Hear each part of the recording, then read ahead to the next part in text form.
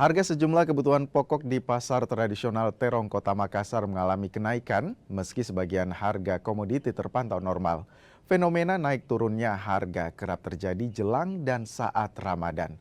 Berikut liputannya untuk Anda.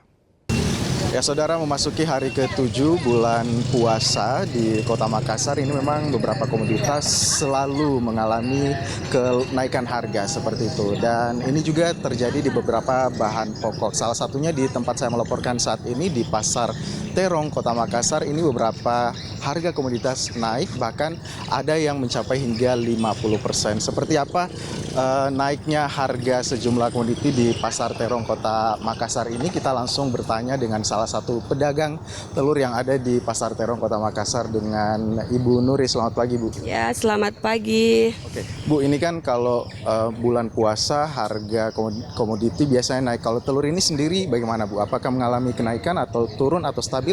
Bagaimana harganya, Bu? Harganya naik. Oke, naiknya dari berapa? Dari harga 48 ke 52.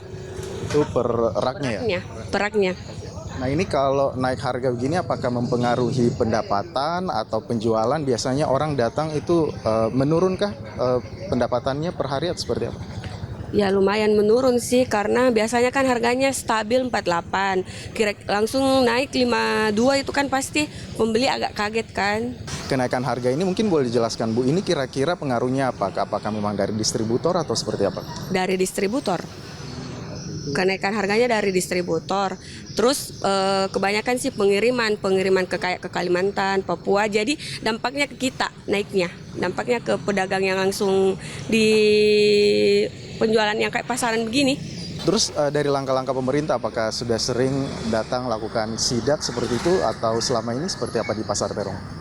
Selama memasuki Ramadan ini kemarin gubernur sama wakilnya ada sih sidak, tapi nggak ada, cuma sidak aja. Baik, terima kasih Bu Nuri, silakan melakukan aktivitas jual kembali. Dan saudara, ternyata memang bukan harga telur saja yang mengalami kenaikan. Kita tadi sempat masuk untuk menelusuri lebih jauh sampai di komoditi apa yang kemudian juga mengalami kenaikan. Tadi kita sempat tanya, cabai pun juga naik hingga mengalami kenaikan hingga 50%. Jika sebelumnya cabai berada di kisaran Rp45.000 per kilogramnya, itu kemarin naik hingga Rp100.000 3 hari yang lalu, namun sudah mulai turun ke harga Rp80.000.